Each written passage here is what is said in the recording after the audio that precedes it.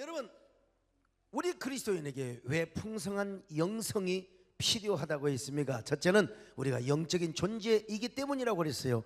영적인 존재이기 때문에 영성이 풍성해야죠. 둘째는 하나님은 우리에게 정해주신 신앙의 목표가 있어요. 예수 그리스도의 장성한 분량의 충만함에 이르기까지 자라기 위해서는 우리가 풍성한 영성을 구비해야 된다는 겁니다. 세 번째로 시대적인 요청이기 때문이라고 했어요. 지난주에 이제 말씀을 다 하지 못해서 계속 연결하는데요, 우리 한국교회는 시대 변화를 예측하지 못했다고 했어요. 사람의 변화도 예측하지 못했어요. 여러 교회 스타일이라든지 신앙의 유형이 어떻게 신앙의 성향이 바뀌어질 것인가, 이걸 우리가 예측했어야 되는데요, 오늘 본문도 새술은 새 부대에 넣어야 한다고 하지 않습니까? 자, 마태복음 9장 17절 같이 봅니다. 시작. 새 포도주를 낡은 가죽 부대에 넣지 않으니 그렇게 하면 부대가 터져 포도주도 쏟아지고 부대도 버리게 되니라. 새 포도주는 새 부대에 넣어야 둘이 다 보존되느니라. 여러분, 둘 다 보존하려면 포도주도 새 포도주 그리고 새 부대도 갖추어져야 된다 이 말이요. 그런데 우리는 대부분 새술도 준비하지 못했고 새 부대도 준비하지 못했어요. 오늘 이 저녁에 여러분 모두 새술을 충만히 받으시기를 축원합니다. 그게 뭐예요? 예수의 생명이요. 아멘. 새 부대, 여러분, 새 부대가 무엇입니까? 새 은혜를 담는 그릇이요, 여러분의 믿음이요, 여러분의 영성임을 믿으시기를 바랍니다. 그래서 우리가 그것을 담고 준비하는 이 잘 부대를 준비해야 되는데, 오늘 이 시간 여러분들뿐만 아니라 우리 기도원과 동탄 지성전 그리고 또 TV와 인터넷을 통해서 말씀을 듣는 여러분 모두에게 동일한 은혜와 축복이 있기를 축원합니다. 오늘 우리가 새 부대를 준비하게 하여 주시옵소서. 세상의 기업들은 다 새천년을 맞이하여 밀레니엄 시대를 맞이해서 아이고 새 부대를 준비하였습니다. 근데 우리 한국교회는 지금까지 부흥이 왔던 것처럼 그냥 매뉴얼만 작동시키고 뭐 그냥 그 제도와 시스템을 관리하면은 그냥 교회가 저절로 부흥될 줄을 생각했어요. 근데 이상하게 부흥은커녕 한국교회가 계속 공격을 받았어요. 물론 그 전부터 한국교회를 경계하고 비판하는 움직임이 있었어요. 그러나 지금은 대부분요 스마일 패러다임으로 한국교회를 보지 않습니다. 사무라이 패러다임으로 째려보는 겁니다. 어떻게 하면 건수 있으면 비판할 것인가. 이렇게 된 이유는 두 가지가 있는데요, 첫째는 긍정적인 측면에서 그 원인을 찾을 수 있습니다. 우리 한국교회가 부흥하면서 보면은 진짜 한국교회 보면은 나타나지 않아도요 부자들도 많더라고요. 그리고 우리 뭐 예수 믿는 사람들 가운데 얼마나 국회의원도 3분의 1이요 청와대 법조계 뭐 주요 요직에 많이 앉아 있습니다. 그만큼 우리 한국교회가 시대와 사회에 큰 영향력을 발휘하고 있다고 하는 증거지요. 그래서 한국교회는 사회의 견제와 공격을 받을 수밖에 없었던 것입니다. 더구나 2017년 통계청에서 발표한 종교 인구 조사에서 기독교가 타종교를 제치고 여러분 제1위가 되었습니다. 1위. 옛날에는 뭐 불교가 제일 많았죠. 그런데 공식적으로 기독교가 제1위가 되어서 여러분 제1위는요 당연히 눈에 띄게 되고 견제와 비판의 대상이 된다는 점에서 우리 한국교회가 여러 가지로 공격을 받을 수밖에 없었다는 것입니다. 자, 그런가 하면 부정적인 측면에서 공격을 받은 거예요. 여러분 늘 제가 말씀드린 것처럼 한국교회는 근대화 산업화의 정신적인 하나의 진원지, 시은소가 되었죠. 그야말로 경제가 발전하고 국력을 신장을 시키는데 정신적 본원의 역할을 한 것이 분명해요. 그렇게 하다 보니까 한국교회도 급속한 성장주의 내지는 속도주의에 이상하게 편성을 하고 만 겁니다. 그냥 같이 새마을운동하고 같이 근대화 산업화 운동을 하다 보니까 한국교회도 그냥 그쪽으로 함께 따라가 버리게 된 거예요. 그래서 복음의 본질과 애국애민의 초심을 잃어버리고 물량화, 자본주의와 세속화에 물들기 시작한 거예요. 서민의 옷 대신은 귀족의 옷을 입고 종교적인 카르텔을 형성하며 이너서클화를 하게 된 거예요. 그래서 현대인은 교회를 향한 차가운 사무라이 패러다임으로 이제 교회를 바라보기 시작한 거예요. 한국교회는 이런 시대적 사상과 정서의 흐름을 알고 대응 전략을 준비했어야 했는데 전혀 무방비 상태로 자기 성에 안주를 합니다. 자기 성에 안주를 하다 보니까 안주하면 생명력을 뺏기고 영성이 잠들게 되어 있는 것입니다. 사람은 누구나 안주하면 초심을 잃어버립니다. 그리고 영적인 가치나 정신적 신념을 반드시 잊어버리게 되어 있어요.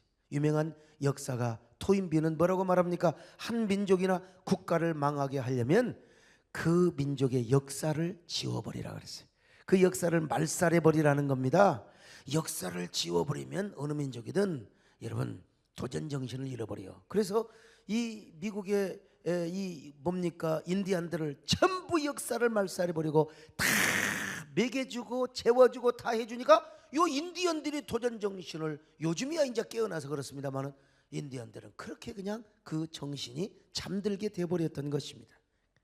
그러나 여러분 역사만 잃지 않으면 반드시 그 민족은 도전을 하게 되어 있는 것입니다. 다시 일어나게 되어 있어요. 그런데 토인비가 연구를 해보니까 도전을 하지 않고 현실에 안주했던 문명은 오래가지 못하더라는 거예요. 잉카 문명, 마야 문명, 이게 여러분 너무 도전을 안 하고 안주하다 보니까 외부로부터 도전이 없었거든요. 그러니까 응전을 하지 못해서 무너졌다는 것입니다. 반면에 이집트 같은 나라, 여러분 나일강이 얼마나 범람을 했어요. 그러니까 기하학이 발달하고 건축학이 발달해서 그 문명은 살아남았다는 것입니다. 한국교회도 너무 자기 성에 안주하다 보니까 초심을 잃어버렸어요. 도전 정신을 잃어버렸어요. 여러분 왜 그렇습니까? 영성이 잠들면 그렇게 되어 있는 거예요. 영성이 깨어나면은 여러분 항상 도전 정신을 갖게 되는 겁니다. 그리고 항상 영성이 깨어 있으면 창의성 있는 삶을 살아가게 되는 거예요. 돈 좀 얼마 벌었다고 안주한다고 내가 그냥 맨날 운동이나 하러 다니고 놀러 다니면 반드시 몇 년 있으면 균열이 오게 돼요. 반드시 바로.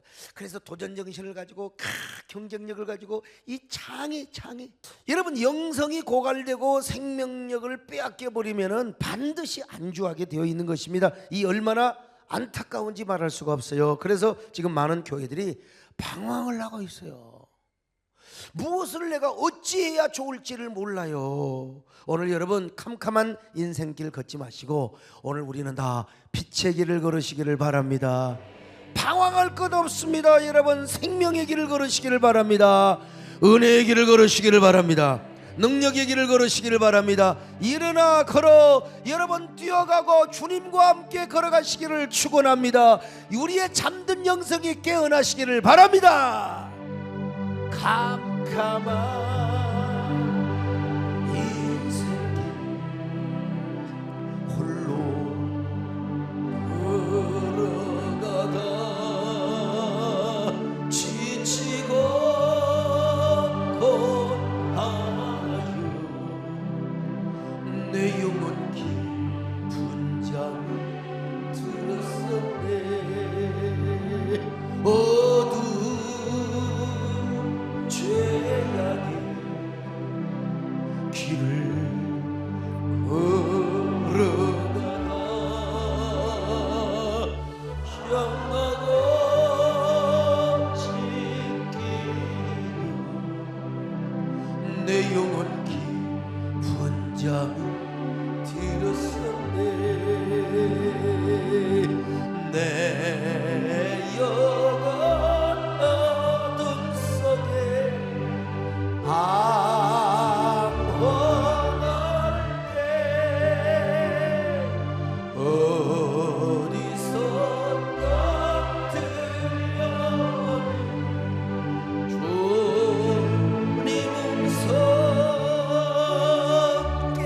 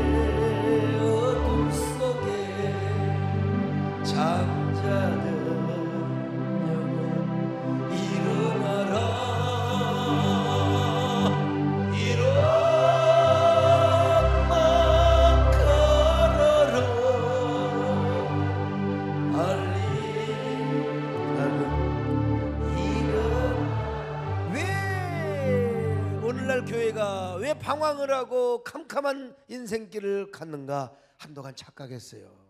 교회는요 은혜로 성장하고 그리고 목회자의 영성만큼 그 교회의 영성만큼 교회가 부흥하게 되어 있는 거예요.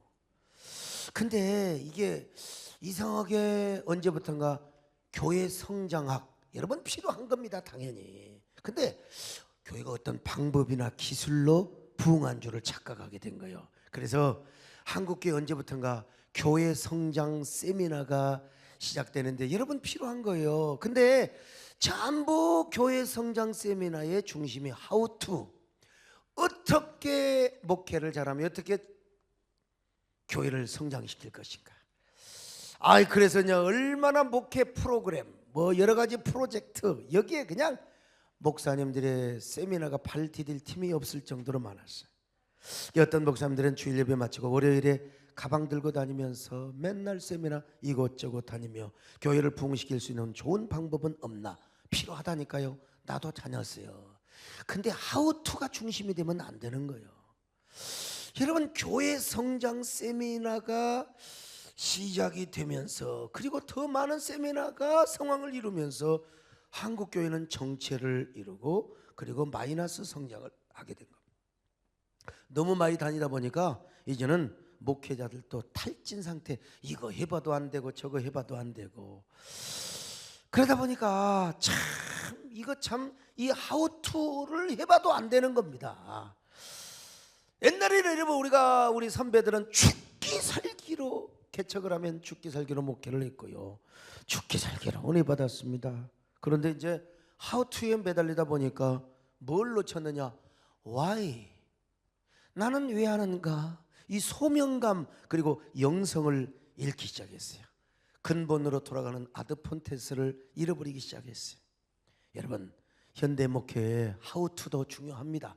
저는 부목사 한번 모셔봤기 때문에 진짜 하우투에 대해서 관심도 많이 가졌어요. 근데 지내놓고 보니까 하우투보다 중요한 게 뭐냐? Why가 중요하다는 사실이요.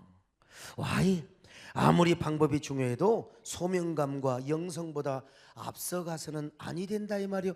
그래서 하우투를 쫓아가다 보니까 우리 한국교회의 목회자들에게 성도들에게 내면에 영성이 고갈되기 시작했던 것입니다. 그래서 지금은 지쳐서 아무리 하우투 얘기를 하고 별 얘기 다 해도 이제는 안 모여들어 버려요. 이제는 그냥 번아웃이 된 것이죠.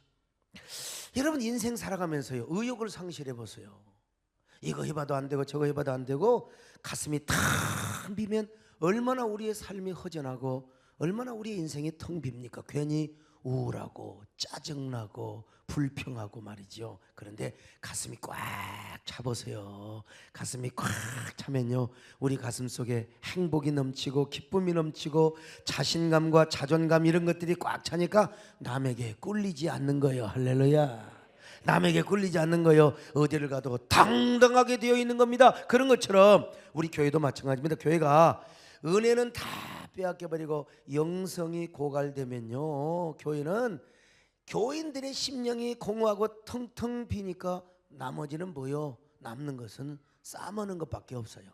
아무것도 아닌 것 같고 트집을 잡고 교회 안에 생명력이 떠나면 우리의 심령에 은혜가 떠나면 아무것도 아닌 것 같고 트집 잡고 생트집을 잡고 난리라 이 말이요. 그러나 교회 안에 생명력이 차고 넘쳐보세요. 우리의 심령에 은혜로 꽉 차보세요.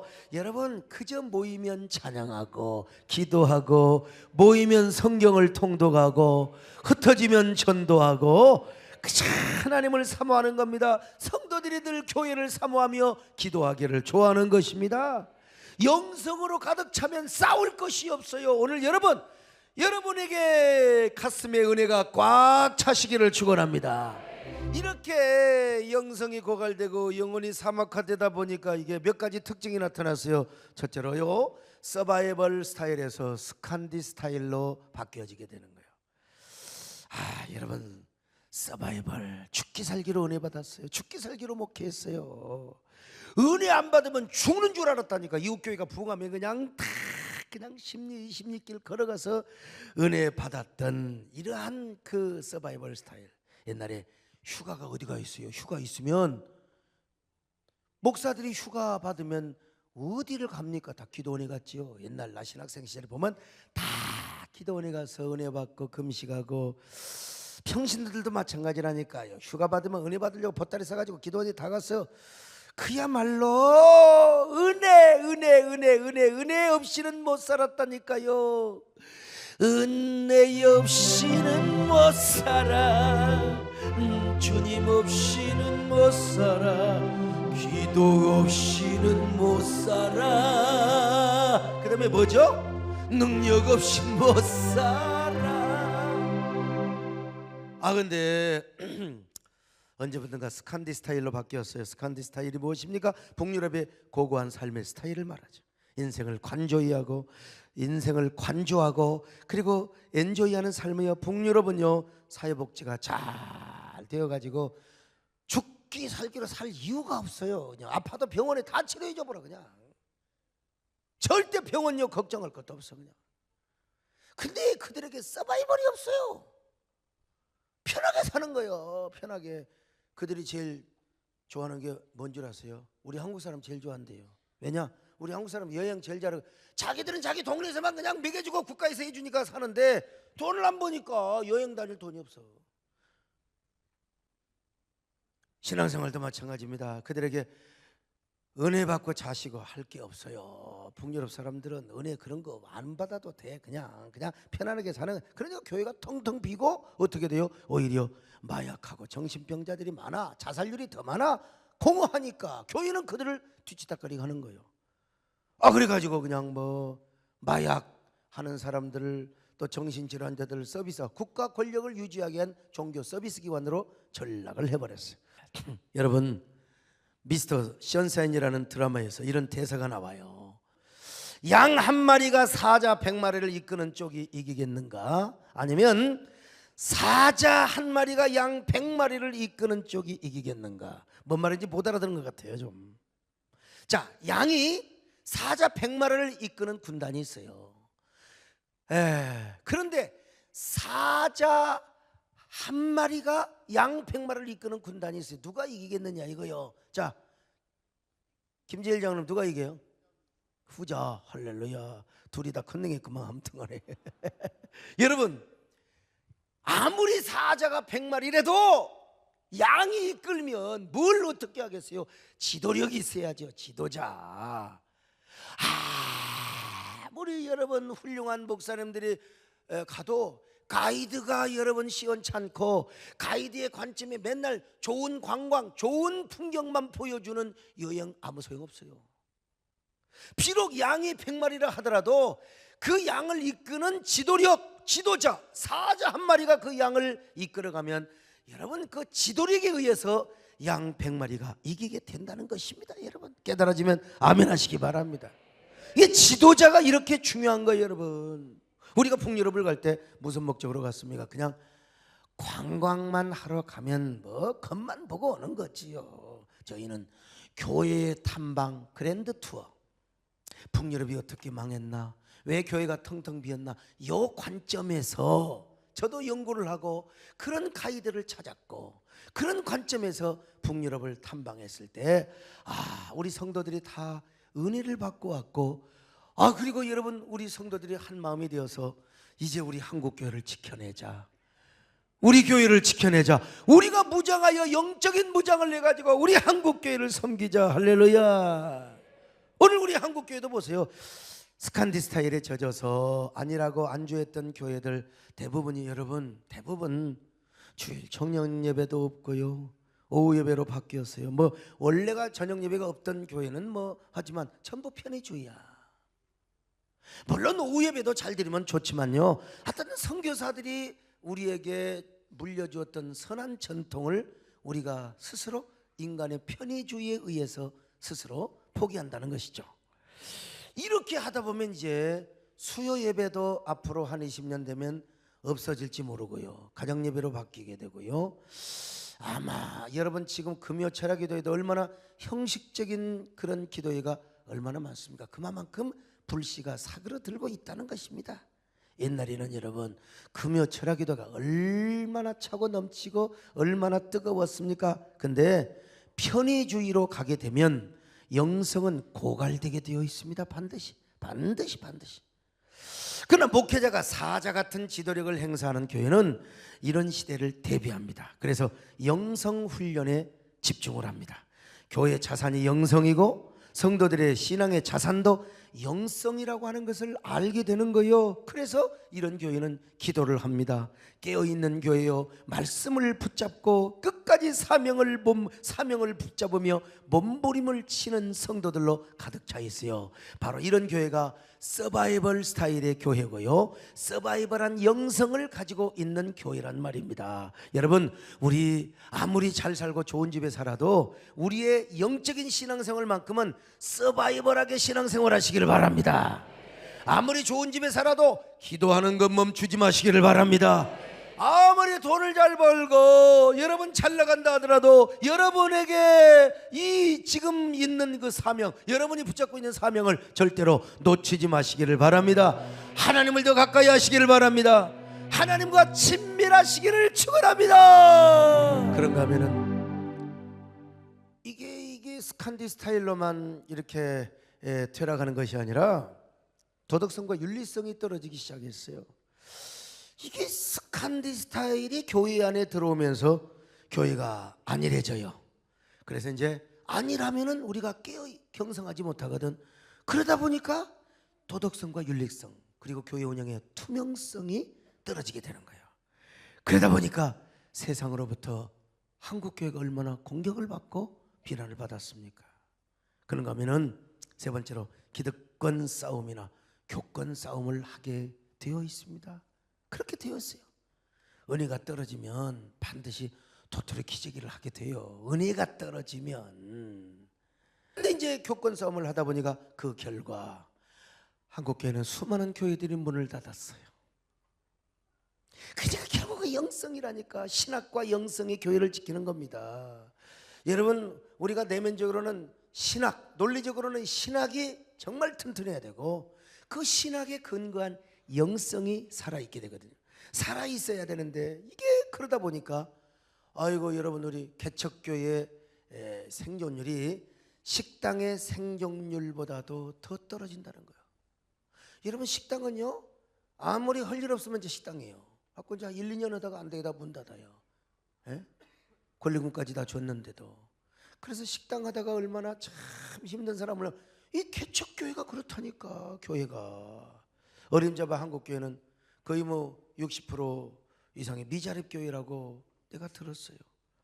대형교회라고 안심해서 안 됩니다. 풀뿌리 교회들이 사라지면 얼마 후에는 대형교회도 공룡이 어땠어요? 먹이 사실이 끊어지니까 역사 속에서 자취를 감추고 사라지게 되는 거예요. 그런가 하면은 교회의 영향력과 권위가 완전히 추락했다는 사실입니다. 이 얘기는 내가 더 이상 하고 싶지 않아요. 아무튼 2017년 3월 기독교 윤리실천운동본부에서 조사한 기독교의 대사회적 신뢰도에 의하면 기독교는 20.2%, 10명 중 2명만 믿는데, 그러니까 벌써 나한테 말하진 않지만 수많은 사람들이 저를 만나잖아요. 그럴 때 아마 어쩌면 10명 중 몇 명은 저 새끼 말이야, 뒷조사부터 하는 거예요. 저 녀석 지금 아들은 저 지금 신학교 다니고 있나 뭐 하고 있나, 하여간 여러 각도에서 저를 아마 째려보고 사무라이 패러다임으로 저를 보고 있을지 몰라. 근데 저는 워낙 그런 거리낌이 없으니까 뭐 내 낌새에는 그렇지 않은 것처럼 보이는데, 여러분 통계상으로 볼 때는 저도 그런 주목을 받고 있을지도 모른다는 겁니다. 세 번째로 반기독교적인 정서와 공격이 쓰나미처럼 밀어닥치고 있다는 사실입니다. 여러분, 이제는 사상전, 문화전이라고 했잖아요. 우리가 영성이 떨어지면 사상전 못해요. 그냥 우리가 밀리잖아요. 이 네오막시즘 사상에서 반기독교적인 정서가 출발을 했는데, 이 네오막시즘은요 공산주의 혹은 새로운 사회주의를 이루기 위해서 만들어진 겁니다. 그런 이런 이 사회주의를 이루기 위한 네오막시즘의 사상이 유혈혁명으로는 안 된다. 그래서 문화혁명을, 사상혁명을 통해서 이루려고 하는데, 여러분 우리는 전혀 무장이 안 되어 있어요. 그냥 무장이 안 되어 있으니까 한국교회는 무방비 상태로 다 당하고 있다 이 말입니다, 여러분요. 예? 사회주의 특징이 무엇이냐? 평등 사회를 이루는 거죠. 여기서 중요한 것은 무신론적 사상의 기초를 이루기 때문에요. 이게 문제예요. 우리 성경에도 평등 사상이 있어요. 예? 그게 바로 구체적으로 무엇입니까? 희년이죠, 희년. 그리고 사도행전 2장과 고린도 또 전서 후서 쭉 보면 모든 사람을 균등하게 하고 평등하게 하려는 이 사도 바울의 가르침이 분명히 있어요. 그런데 우리 성경은 뭐냐? 유신론적 사회주의요, 예수 그리스도가 중심이 되는 평등 사상을 이해하고 있는데, 이 네오막시즘은 무신론적 평등을 말하는 거예요. 헤겔과 저 마르크스의 이 유물사관에 의해서 만들어낸 이 사회주의는요, 여러분, 그러니까 무신론적 사회주의와 유신론적 기독교의 이 뭡니까? 평등주의가 공존할 수가 없어요. 양립하는데 서로가 투쟁을 하고 싸울 수밖에 없는데, 반기독교 네오막시즘에서 반기독교 사상을 가진 분들은 교회를 공격을 안 할 수가 없습니다. 사상적으로, 영적으로 공격을 안 할 수가 없어요. 그게 못 모르고 영성 체험이 없고 교회 영광성과 거룩성을 체험하지 못한 사람들은 여기에 같이 물들어가지고 신앙보다는 사상이에요. 기독교인들도 정치하는 사람들 보면은 신앙보다는 사상과 이 당권에 계속해서 편성을 하다 보니까 같이 가는 것을 봐요. 여러분, 이 네오막시스트들은요, 고의적으로 한국교회를 무너뜨리려고 하는 피토 프레임을 만듭니다. 일부러 부정적 프레임을 만들어요. 예를 들어서 우리 교회에서 세미나 있잖아요, 여성 사역에 대해서. 제가 논문 발표를 했어요. 진짜 연구해가지고. 나는 옛날에 내가 뭐라고 했냐면, 우리 아버지가 보수적이어서 나도 여성 사역자, 여성 안수에 대해서 난 굉장히 부정적이었다. 그런데 내가 수많은 책들을 보고 수많은 논문들을 보면서 내가 너무나 이 보수 사상에만 찌들어져 있었구나. 나는 마음의 문이 많이 열렸다. 그리고 우리 총신신대원을 졸업해서 너무 많은 그 인력들을, 여성 사역자들의 인력들을 다른 교단에 뺏기는 게 너무너무 가슴이 아프다. 그래서 지금 당장은 아니지만 나는 이 여성 사역자에 대한 새로운 그 패러다임 스피트가, 그러니까 인식 전환이 이루어졌다. 그런데 중요한 건 뭐냐? 미국 역사를 보면은 여성 안수가 시작되는 그 시기를 기점으로 해서 자유주의 신학이 들어오더라. 요 얘기를 했어요.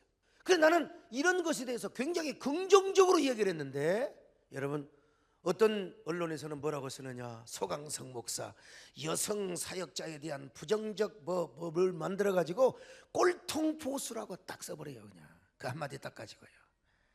아주 저질이죠. 참 이런 걸 보면은 그러면 아무것도, 그런데 이 프레임이 안 걸리려면 아무것도 없지만, 그러나 제가 떳떳하니까 당당하죠. 당당해. 떳떳하니까. 그리고 어떤 강의를 해도 내가 이제 오히려 이렇게 달고 달다 보니까 언론을 의식하면서 이 프레임에 내가 안 걸려야지 하면서 비껴나가게 되는 경험을 하고 공부를 하게 되긴 되지만, 어쨌든 간에 이 지나친 좌파, 아주 유물론 사상을 가지고 있는 언론들은요, 참 그렇게 피터 프레임을 맞는다는 겁니다. 그러니까 이럴 때 목회자는 더더욱 어떤 영성을 발휘해야 되느냐? 사자 같은 영성, 사자 같은 리더십을 발휘해야 된다 이겁니다. 그리고 그런 리더십을 가지고 성도들을 훈련시키는 겁니다. 할렐루야. 어떤 훈련이냐? 문화전과 사상전을 할 수 있는 그런 영성 훈련을 시켜야 돼요. 하나님께 가까이 나가고 하나님께 묵상하고, 여러분 이건 기본이야. 그런 수직적 영성도 중요하지만 문화전, 사상전, 영전을 할 수 있는 사회적 영성도, 사역적 영성도 여러분 무장을 시켜야 된다 이 말이에요. 이런 패러다임이나 영성 없이 어떻게 여러분 사상전을 하고 여러분 영전을 하게, 여러분들은 수도 없이 이런 얘기를 많이 듣다 보니까 여러분들이 저의 사상전, 문화전의 임발부가 되는 거예요. 그래서 오늘 본문은 이렇게 말씀하고 있는 거예요. 자, 마태복음 9장 17절 같이 봅니다. 시작. 새 포도주를 낡은 가죽 부대에 넣지 아니하나니 그렇게 하면 부대가 터져 포도주도 쏟아지고 부대도 버리게 됨이라. 새 포도주는 새 부대에 넣어야 둘이 다 보존되느니라. 여기서 새수는 뭐라고 했어요? 영원한 생명을 주신 예수 그리스도. 새 부대는 무엇을 말합니까? 우리의 신앙. 그 신앙을 가지고 있는 우리의 영성을 이야기하는 겁니다. 그러니까 예수 그리스도의 새 생명이란 유대교의 어떤 어떤 낡은 제도나 전통으로는 얽매일 수가 없다 이겁니다. 하나님의 새로운 은혜와 생동감 있는 축복을 유대교 형식에다가 담아두면 안 돼요. 이건 유대교와 기독교와의 근본적인 이야기를 하고 있지만, 그러나 이것을 오늘 우리의 이 교회에 적용을 할 수가 있어요. 오늘 이 시대에 비유하면 우리가 낡은 신앙의 패러다임 가지고는 안 된다는 겁니다. 우리도 새 술, 새 은혜, 새로운 영성, 새로운 그 예수의 생명을 담을 수 있는 여러분 그릇이 잘 준비돼야 돼요. 여러분이 새 부대가 돼야 된다 이거요. 마음이 변화를 받아야 되는 겁니다. 여러분 인식의 전환이 있어야 되는 겁니다. 사상전을 하고 영전을 할 수 있는 그런 영적인 캐퍼시티가 있어야 되고, 여러분 영성의 그릇이 준비되어야 된다 이겁니다. 여러분 무장 받으시기를 바랍니다. 제가요 진짜 목회하면서 골치 아픈 사람을 만납니다. 정말 골치 아픈 사람을 만나요. 근데 그런 사람을 통해서 제가 얼마나 인생 공부를 하는지 몰라요. 돈 주고도 얻을 수 없는 기가 막힌 만남입니다. 이 만남을 통해서 제가 더 겸손하게 됩니다. 성결하게 됩니다. 온유하게 됩니다. 인내하게 됩니다. 진짜 이러한데, 그러면요 하나님께서 더 위로를 해주는 거예요. 진짜 어떨 때는 가슴이 쓰리고 뒤집어지고 아이고 진짜 잠 못 이룰 때가 있다니까. 오죽하면 내가 수면제 먹고 자겠어요. 근데 그 사람 때문에, 그런 사람 때문에 겸손하게 되고 탈선하지 않게 되고요, 더 조심하고 기도하게 되는 거요. 이거 얼마나 축복인지. 이게 뭐냐? 만남의 복입니다 여러분. 할렐루야. 근데 또 하나는 진짜 좋은 만남이 있어요. 우리 정권사님 같은 만남이요. 그리고 우리 교회 진짜 헌신 많이 하는 사람 치고 자기 혼자 굴러 들어와요. 호박이 굴러 들어와. 호박이, 나는 그냥 호박이 별 볼 일 없는 줄 알았더니 보니까 복덩이 호박이야. 참 우리 손정한 장로님도 생명나무를 통해서 오시게 된, 우리 배장로님은 배장로님이 아니고 이 장로님한테 내가 어제 물어봤어요. 어떻게 우리 교회로 왔냐 했더니 목사님 텔레비 보고 왔대. 내가 언제 오라고 그랬어요? 누가 전도했어요? 여러분 그냥 호박이 굴러온 거예요. 만남의 복입니다. 할렐루야. 만남의 복. 참 어떤 때는 진짜 재정이 힘들어서 이 많은 성도들, 주일날 그 많은 성도들이 뭐가 그렇게 힘드냐고. 여러분 들어온 것보다 나가는 게 더 많아서 그래요. 나는 일을 그냥 일복이 터져가지고. 저도요 제 인생을 힐링하고 관조하고 북유럽 스타일로 나도 살아갈 수 있잖아요. 나도 내 인생 이 가을에 그 좋은 산을 못 올라가고 지금 계속해서 이리 끌려 저리 끌려다녀. 근데요 부족할 때 하나님께서 누군가를 감동해 주셔가지고 하나님 이렇게 채워주시게 만드는 겁니다. 저는 진짜요 이 예배당 막 짓고 나서 어느 한 사람을 만났어요. 그분은 고위직도 아니에요. 어느 국가정보기관에 개신교 정보를 담당하는 분이었어요. 정말 똑똑하대. 이분은 한국교회를, 미래를 쫙 보는 거예요. 그리고 저에게 그런 얘기를 해주는 거예요. 소목사님, 내 소목사님을 몇 번 만나보니까 반드시 새 에덴교회와 소목사님이 한국교회 중심에 설 겁니다. 이 양반은 점쟁이도 아닌데 설명을 요모조모쭉 하면서 한국교회가 어떻게 힘들어지고 어떻게 분열하며 어떻게 정말 아주 그 고난 풍파 회오리 바람을 겪게 될 것인가. 그런데 왜 중심이냐? 주로 대형교회 후임자들은 다 오너십을 발휘하지 못하고 터줏대감 장로님들이 교회를 이끌어갈 것이며, 유학을 다녀온 분들은 이래가지고 그래서 어쩔 수 없이 소목사님이 나설 수밖에 없을 것입니다. 목사님은 이런 거 몇 가지를 조심하십시오. 그러면서 내공을 키우고 실력을 키우고 교회 내실을 잘 다지십시오. 참요, 저는 그 이야기를 듣고 그분을 지금도 교제하고, 그분이 파트를 다른 파트로 옮겼지만 지금도 연락을 하며 제가 깍듯하게 대접을 하고 대우를 하고 있습니다. 그래서 저는 항상 그분의 말씀을 생각하면서 또다시 오늘 본문의 말씀을 가슴속에 항상 인각을 시키죠. 마태복음 9장 17절 다시 한번 봅니다. 시작. 새 포도주를 낡은 가죽 부대에 넣지 아니하나니 그렇게 하면 부대가 터져 포도주도 쏟아지고 부대도 버리게 됨이라. 새 포도주는 새 부대에 넣어야 둘이 다 보존되느니라. 그렇습니다, 여러분. 그런데 영성은요, 하루아침에 축적이 되고 하루아침에 발전되는 게 아니에요. 이정동 교수가 그에 져서 축적의 시간에서 말한 것처럼, 여러분, 이 모든 경제도 그다음에 건축도 전부 축적의 지식, 축적의 경험만큼, 축적의 어떤 실력만큼. 근데 이 우리나라는 축적이 안 되고 남의 아이디어만 빌려다 써가지고 계속해서 경제 성장률이 떨어지는 거예요. 여러분, 어느 방법에 의해서 어느 어떤 이벤트에 의해서 교회가 팍 부흥할 수 있어요. 분당도 여러분 처음에 왔을 때 얼마나 아주 그냥 별들의 전쟁이었어요. 그런데 그냥 누가 앞서가느냐 뭐 도토리 키재기 했던 교회들이 여러분 갑자기 부흥한 교회 보면 이 영성이 이 서로 통일체가 이루어지지 못하는 거예요.